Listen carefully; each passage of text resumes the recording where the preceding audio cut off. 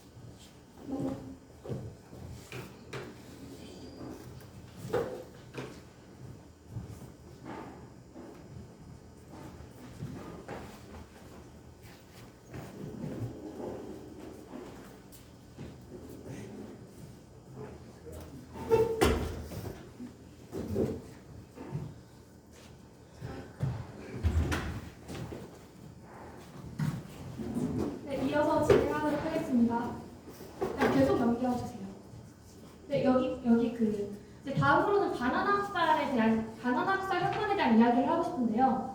1928년 12월에 바나나 학살이라는 사건이 일어납니다. 이 사건은 이제 노동자들이 근로조건의 개선을 요구하며 총파업을 한 사건이고요. 이제 파업을 진압하는 과정에서 바나나 공장 노동자들을 학살하는 그런 사건입니다. 이제 이 사망자는 공식적으로 47명에서 많게는 2,000명 정도로 추정이 되는데 소설에서는 3,000명이 사망했다고 언급이 되는 장면이 있습니다.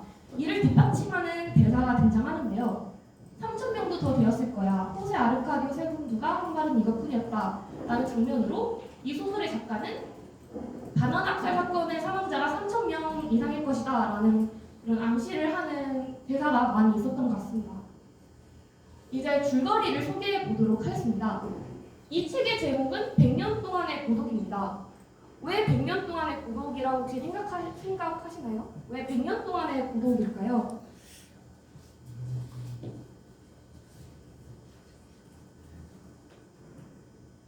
100년 동안의 고독, 이 책 제목인 이유는 100년 동안 이 부엔디아 가문에서 고독한 죽음이 계속 반복되었기 때문입니다. 이제 줄거리를 간단하게 이야기를 해보자면 아르카디오 세군두는 바나나 농장의 노동운동을 이끌다가 집단 학살에서 겨우 살아난 인물입니다. 아까 바나나 학살에 대한 이야기를 했죠. 그래서 이 바나나 학살에 대한 그 대사를 좀 읽어드리고 싶은데 계엄령이 선포되어서 군대는 계속되는 반복의 중재자 역할을 맡게 되었지만 화해를 도모하려는 노력을 할 기색은 조금도 보이지 않았다. 그 다음에 이제 아르카디오 세군두가 바나나 학살에서 살아날 때 그때 했던 말입니다.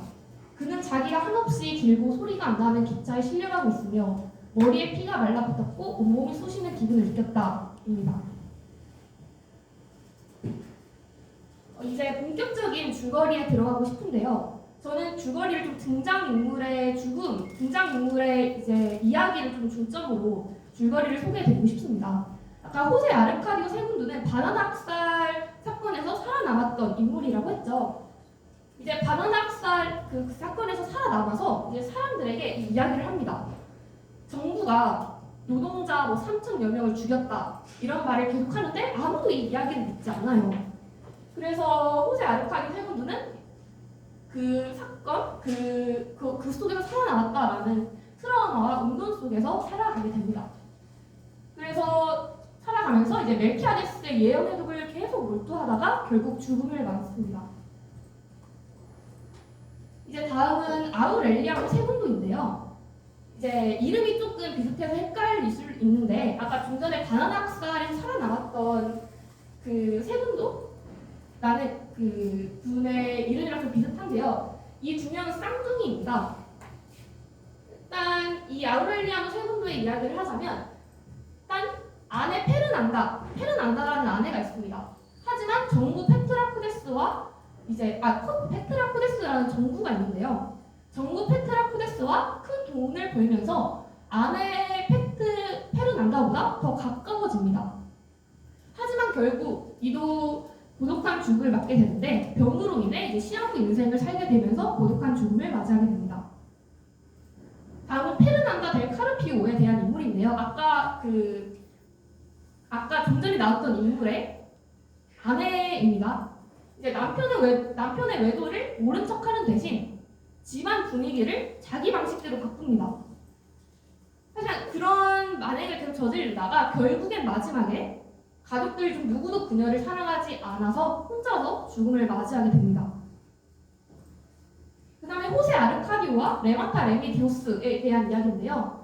이 두 명의 인물은 아까 나왔던 그 페르난다와 그 정부를 두었던 그 둘 사이에 이제 자식 자녀들인데요.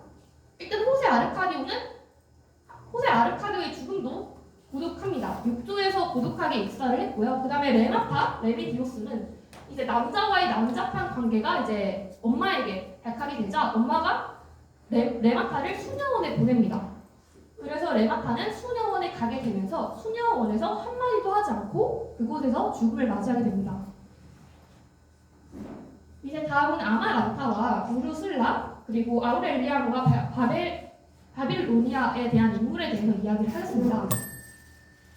아까 저희 페르난다와 아우렐리아노 세군두가 부부잖아요. 이 부부 사이에서 레마타 레미디오스와 이제 아마란다 우르슬라가 이제 태어나게 됩니다. 이제 이 레마타 레미디오스와 이제 다른 이제 남편들 사이에서 이제 아우렐리아노 바빌로니아가 태어나게 되는데, 그러다가 이 아우렐리아노 바빌로니아와 아마란다 우르슬라가 사랑에 빠지게 됩니다.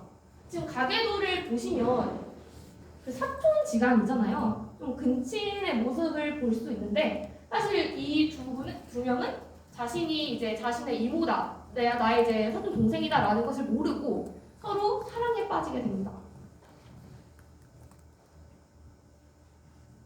자, 이제 아마란다 우르슬라가 아우렐리아노 바빌로니아가 사랑에 빠지게 되면서 이제 동거를 시작하게 됩니다.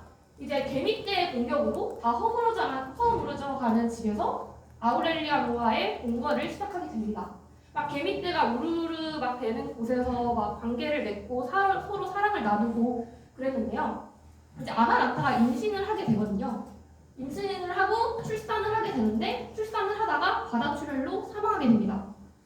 그리고 아우렐리아노 바빌로니아는 아내의 죽음에 계속 방황을 하다가 아이를 내버려 둔 채 계속 방황을 하게 됩니다. 그래서 이 두 사이에서 태어난 아이는 근친의 증거인 돼지꼬리를 달고 태어나게 됩니다. 이제 이 아이의 죽음도 꽤나 고독한데요. 개미떼의 먹이가 되어 개미굴로 끌려가게 되면서 사실상 죽음을 맞이하게 됩니다.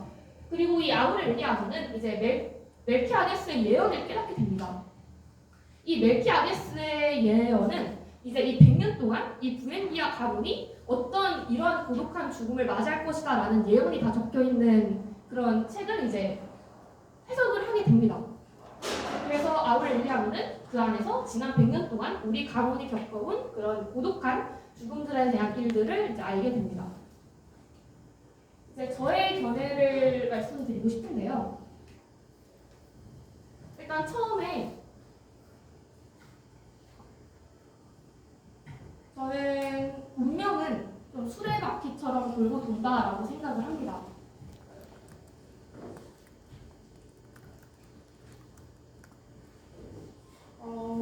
이 부엔디아 가문이 저는 예언도 되어 있고 좀 정해진 운명이다라고 생각을 할 수 있을 것 같아요. 하지만 저는 이 부엔디아 가문이 계속해서 고독을 반복하고 이 고독한 운명을 계속해서 반복해왔던 이유는 결국 운명 탓이 아니라 자기 자신이 이 고독함을 이겨내지 못했기 때문이라고 생각을 합니다. 정말 단 한 사람이라도 좀 정말 내가 원하는 게 무엇인지 좀 깨닫고 자신의 고독을 알고 이 자신의 고독을 이겨냈다면 이 부엔디아 가문 100년 동안의 이제 저주 같은 고독의 일이 일어나는 일이 없지 않았을까라는 생각이 듭니다. 그래서 저는 이 부엔디아 가문을 보면서 정말 안타까운 생각을 했는데요. 처음에는 그냥 읽고 넘어갔을 때 자기만의 세상에 빠지는 게 뭐가 문제지라는 생각을 했습니다. 그들의 죽음은 막 집 안에 처박혀서 자신이 원하는 것에 막 몰두를 하고 그러다가 죽고 이런 죽음들이 많이 있는데 저는 이게 왜 나쁜 거지? 라는 생각을 했던 것 같아요.